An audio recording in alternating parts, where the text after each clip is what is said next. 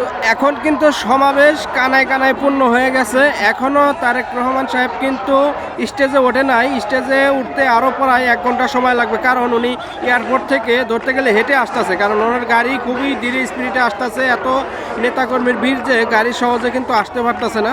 তো এখনও উনি এখানে আসতে প্রায় 1 ঘন্টা লাগবে, কিন্তু এই স্টেজের আশেপাশে 2-3 কিলোর ভিতরে মানুষ দাঁড়ানোর মতো কিন্তু জায়গা নাই। একদম কানায় কানায় কিন্তু পূর্ণ হয়ে গেছে মানুষ, চারিদিকে শুধু মানুষ আর মানুষ।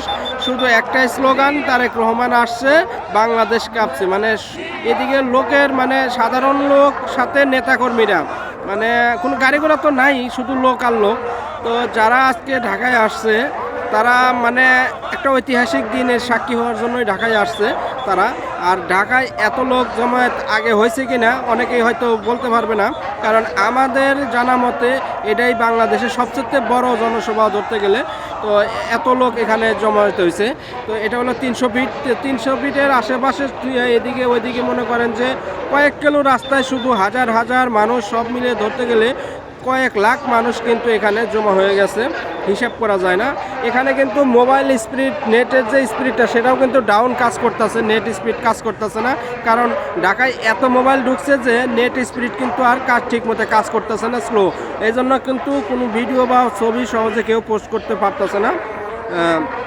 কথা বলতে ওই মতে কথা বলবে পরিবারের সাথে অনেকেই পারতেছে না। ইতিমধ্যে দেখা গেছে যে অনেকেই কিন্তু নেতাকর্মীরা এই ভিড়ের ঠেলাঠেলিতে অসুস্থ হয়েও গেছে। অনেকেই পাশেই মেডিকেল করছে, অস্থায়ী মেডিকেল করছে, সেখানে কিন্তু অনেকেই চিকিৎসা দেওয়া হচ্ছে। অনেকেই অসুস্থ হয়ে যাচ্ছে ভিড়ের ঠেলাঠেলি মানুষের কোথাও। যদিও আজকে ঠান্ডার দিন, রোদ নেই, তারপরেও কিন্তু এত মানুষের চাপ এখানে কিন্তু মানে অনেকে অসুস্থ হয়ে যাচ্ছে, তাদের জন্য চিকিৎসারও ব্যবস্থা আছে।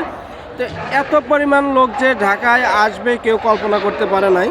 আর সামনে আরও আধা ঘন্টার মতো মনে হয় সময় লাগবে মঞ্চে উঠতে তারেক রহমান সাহেবের। তো উনি ওঠার পরে আরও কী পরিমাণ লোক এদিকে চাপবে হিসাব করা যায়। এখনই কয়েক মাইল রাস্তার ভিতরে কিন্তু মানে দাঁড়ানোর মতো জায়গা নাই, যে যেখানে অবস্থান করতেছে ওখানেই, বের হওয়ার মতো কোনো অবস্থা নাই। কিন্তু এই হলো এখানকার সর্বশেষ অবস্থা। তো চারপাশ জুড়ে খালি মানুষ আর মানুষই, আপনারা দেখতে পাচ্ছেন চারপাশে খালি মানুষ আর মানুষ। এত বড় জমায়েত মনে হয় এর আগে আর বাংলাদেশে হয়নি, এটাই সর্বপ্রথম। যে আর হবে না কেন, 17 বছর পরে কিন্তু তারেক রহমান দেশে ফিরছে। তো এই 17 বছরের নেতাকর্মীদের একটা আবেগ, যে উৎসাহ, সেটাতেই কিন্তু আজকে সবাই এই 300 ফিট চলে আসছে। তো গাড়ি ঘোড়া যারা রিজার্ভ নিয়ে আসছে, এই গাড়িগুলো কিন্তু যারা রিজার্ভে দূর দূরান্ত থেকে আসছে, বাংলাদেশের বিভিন্ন প্রান্ত থেকে আসছে, সেই গাড়িগুলো জায়গায় জায়গায় ঠেকা রাখছে। এই কারণে কিন্তু কিছু গাড়ি দেখা যাচ্ছে। সাধারণ যে গণপরিবহন সেগুলো কিন্তু একটা গাড়িও এদিকে ঢুকতে দিচ্ছে না সেনাবাহিনী। ওই পাশ থেকেই আইনশৃঙ্খলা বাহিনী বন্ধ করে দিচ্ছে। কোনো পাশ থেকেই কিন্তু এই রোড দিয়ে কোনো গাড়ি ঢোকার, মানে ঢাকায় আজকে গাড়ি ঢোকার মতন অবস্থা নাই, কোনো গাড়ি ঢুকতেছে না। যারা রিজার্ভ গাড়ি নিয়ে আসছে সেই গাড়িগুলোই কিন্তু এখানে দেখা যাচ্ছে। তো এই হলো 300 ফিট থেকে সর্বশেষ অবস্থা। তো আপনারা দেখেন এখনও কিন্তু তারেক রহমান স্টেজে ওঠে নাই, উনি বক্তব্য দেয় নাই। তারপরেই কিন্তু নেতাকর্মীরা কানায় কানায় পূর্ণ হয়ে গেছে, চারিদিকে শুধু মানুষ আর মানুষ। দেখেন।